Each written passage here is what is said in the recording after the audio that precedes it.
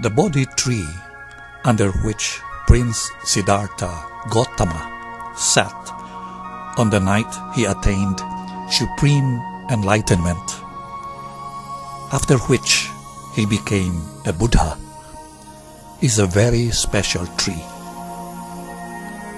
Ever since then, the Bodhi tree has had great symbolic significance. Early Buddhist art depicts the Buddha not in human form but by an image of the Bodhi tree, and the Buddha's halo was often designed in the shape of a Bodhi leaf. In 288 BCE, in the 12th year of his reign, the Emperor Ashoka took a branch of the Bodhi tree and had his daughter Sanghamita bring it to Sri Lanka. The planting of the Bodhi tree in Sri Lanka symbolically marked the first diffusion of the Dharma in Sri Lanka. Later, in the 7th century, when the original Bodhi tree in India was destroyed, Sri Lanka replaced it with a shoot from the original exported by Sanghamita. This was planted in the Mahabodhi temple, where it flourishes to this day. While it is desirable to plant a cutting of the Bodhi tree in a monastery to indicate the place as a center of Dharma diffusion, acquiring a cutting from the original is a long and difficult process. Through the great efforts of His Excellency N. Bennett Curray, Ambassador of Sri Lanka to the Philippines, our dream of planting the sacred tree in Philippine soil had become a reality. This sacred tree is taken from the living Bodhi tree, the Sri Mahabodhi, which stands in Anuradhapura, the ancient capital of Sri Lanka. The Sri Mahabodhi was grown from a sapling taken from the original Bodhi tree in Bodhi Gaya, India, under which Prince Siddhartha sat for 49 days in meditation, after which he attained enlightenment and became the Buddha. On the invitation by Dr. Mariano Yupitun, the founder of the Universal Wisdom Foundation, the Honorable D.M. Jayaratna, Prime Minister of Sri Lanka, personally came to the Philippines to plant the sacred tree and to lay the foundation stone to Wisdom Park, the educational center of the Universal Wisdom Foundation. We felt that the Bodhi tree would lend great symbolic significance to our deep commitment to the Dharma.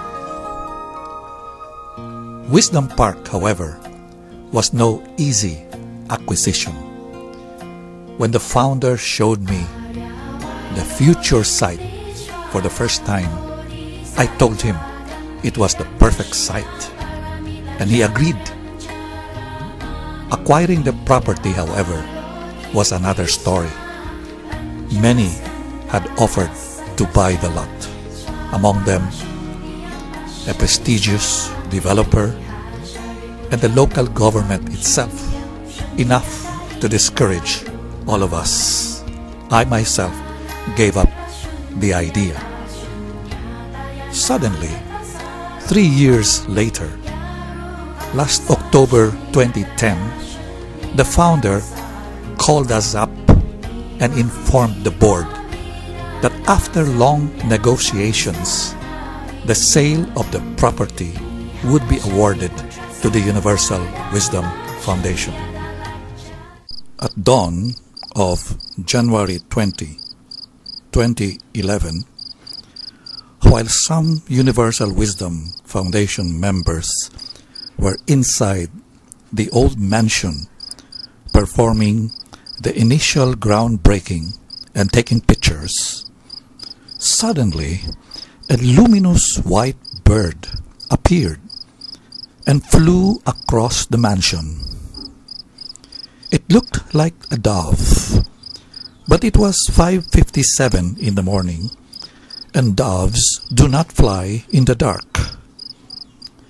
When they looked again, the bird had mysteriously disappeared. Here is that first photo.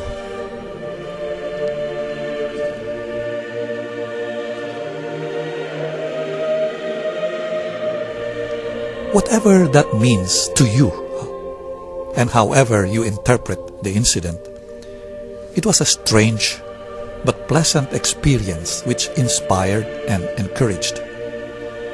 And if we needed auspicious signs, this certainly would qualify as one.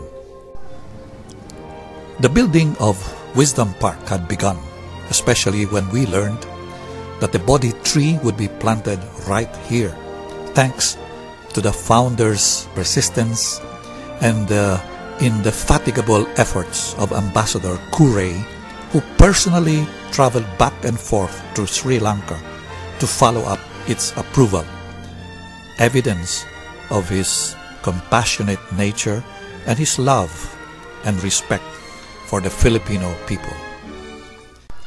So on May 15, 2011, Wesak Day, we all converged early at Wisdom Park grounds to await the arrival of the Bodhi tree. Mr. Weatherman predicted a sunny Sunday, but we were pleasantly surprised by a gentle 1-minute drizzle which refreshed us from the heat of the sun and which we interpreted as blessing. Guests, visitors, friends, and their families started to arrive. Among the early arrivals were monks and nuns from the Philippine Amitabha Society, the Philippine Buddha Dharma Foundation, Incorporated. Next arrived the ambassadors of the Lao DDR, the Royal Embassy of Cambodia, the Republic Union of Myanmar, and delegations from the Office of Presidential Protocol and local barangay officials. Also pouring in were representations from Lake Hotel Tagaytay, Computer Graphics, Gilmore Business Center, and Modern Art Corporation. The Prime Minister of Sri Lanka arrived promptly, accompanied by His Excellency Ambassador Aureus, His Excellency former Ambassador W.M. Seneviratna, and the officers and members of the Diplomatic Corps, escorted by the Presidential Security Guard sent by the Office of the President of the Philippines. As soon as the Prime Minister and his party are welcomed and settled in their seats, we are informed by radio that the Bodhi tree is now on its way.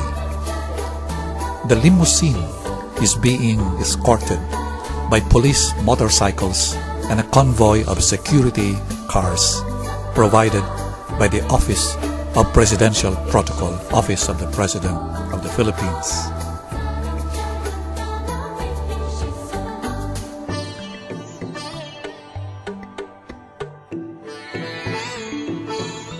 Ladies and gentlemen, the Bodhi tree has arrived.